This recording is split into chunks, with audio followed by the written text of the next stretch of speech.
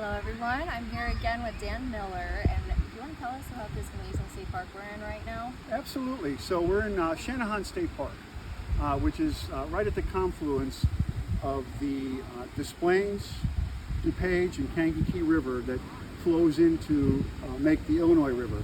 And interestingly enough, Shanahan stands for the meeting of waters. So it kind of works out as far as naming it. And it's a beautiful day, not too hot, a little bit of a wind going, so it's a nice day to be out. Wonderful place to come out here to relax, reflect. If you have a dog, it's a great place to bring your pets, have them run around a little bit. This beautiful lady is here, which I'm honored to be with today, and maybe talk a little bit. Well, I'm honored to be with you here today. I Thank really you. just wanted to talk to you more. An important thing for me is to be able to talk to every veteran just about their own experience, what they went through, where they served, what branch they served in. So I just wanted to ask you some of those questions today to also share with some other people, because your story is amazing. I would love for more people to be able to get to hear that. Absolutely. So I spent 30 years in the Marine Corps, both active and as a reservist. That included Desert Storm and multiple combat tours in Iraq. I served in artillery and in the infantry.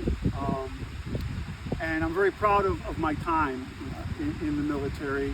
I have a son that's been a Marine for the last 8 years. When I talk about my story, I will tell you that my story is not that much different than hundreds of thousands of other men and women that have served this great nation of ours. I went to war. I believe in our country. I believe in the flag. I believe in all of the rights and privileges that we hold so dear. And I believe that it's my job, it was my job, still is my job to defend those rights and those freedoms.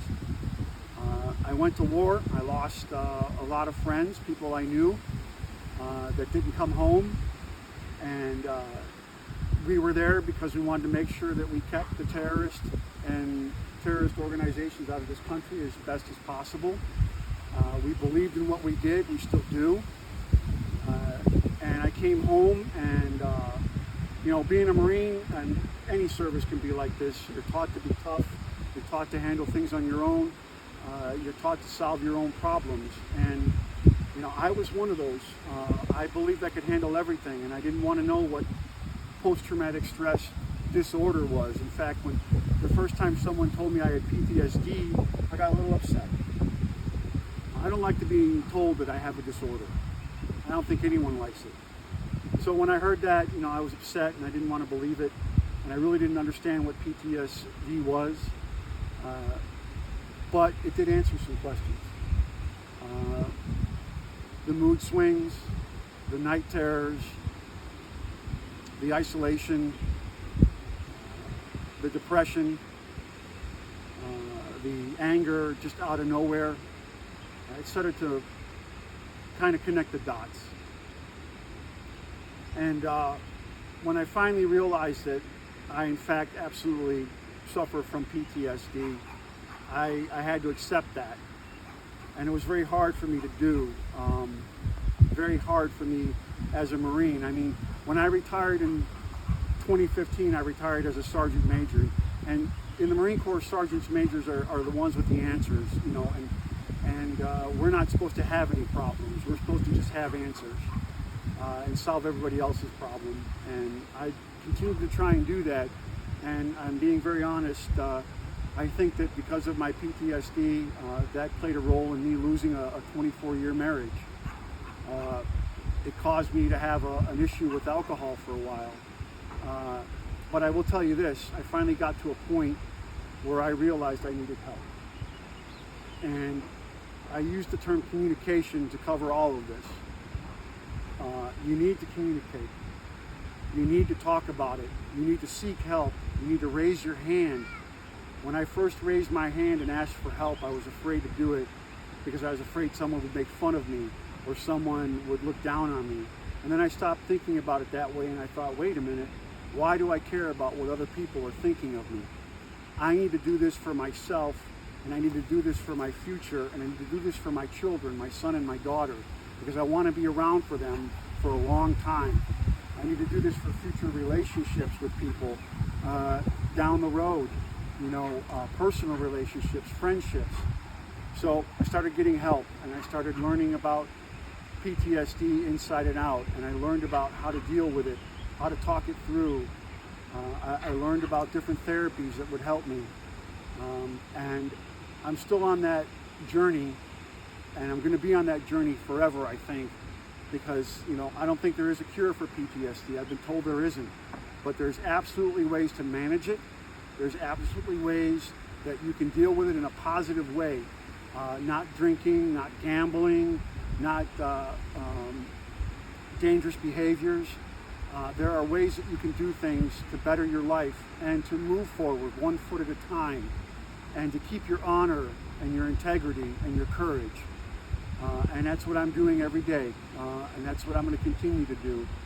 I work for Canines for Veterans. I have a service dog. I was just going to ask you about Yep. Rocky. Yep. If you could talk about Rocky, Absolutely. that'd be awesome. I have a service dog. I work for Canines for Veterans. I work for communications and on their fundraising team.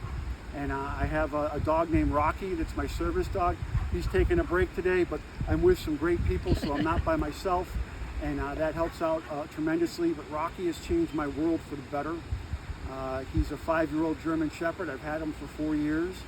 And he's a big lug, but I'll tell you what, having him by my side when I'm having a bad moment, he knows it. Having him there when I might suffer from a seizure because of a moderate traumatic brain issue, from getting hurt, he knows it, and he's there to change my channel, to make me think about other things than the bad things. When I wake up in the middle of the night because of a night terror or a bad dream or night sweats or whatever, he's there to comfort me. And we're bros for life, and we're going to be together as long as we possibly can. And there is another side to being someone with PTSD. It doesn't have to be all negative. There is a way past it. There is a future. There is a bright side. You just have to find it. And you know what? I'm a for real person. Not every day is sunshine and rainbows. I have bad days. I've done things that I look back and go, wow, I wish I'd have done it differently. We're human beings before we're anything. Before we're Marines, before we're boyfriends or husbands or fathers, we're human beings first. And we have to learn from our mistakes, and we have to figure out a way to make ourselves better. If you're out there and you're suffering and you don't know how to communicate, the way you start is by raising your hand and asking for help from someone. You can ask Bella, Us, me, Dan Miller. Call me at 773-908-7361. That's my home cell phone number. Call me. I don't know who you are, but call me if you want to talk, man. I've been there, done that. I got a couple of t-shirts. I'm there to help. It's how important it is to me. I've lost a lot of brothers to suicide, and I'm tired of that. And I'm not a one-man army. I can't stop it all, but if I can make the difference in one person's life, I'm going to do it. Because sadly, I've been down that road too. Obviously, I didn't do it, or we wouldn't be talking. And bigger than that, if I'd have done that, I wouldn't have been able to watch my kids grow up. And my son was just home, and I got a hug from my son, who's a 26-year-old monster who's taller than me and stronger than me, but he hugged me and it felt so good. Because I know if I'd have made that move to end my life, I wouldn't have had a chance to have that. And so you're not alone. Even though you might think you are, you're absolutely positively not alone. There are people out there that care about you. I care about you. Bella cares about you.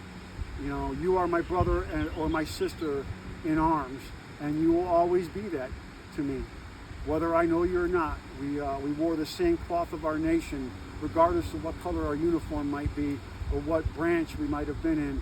It is the cloth of our nation, and we defended the flag of our nation to the best of our ability against all enemies, both foreign and domestic.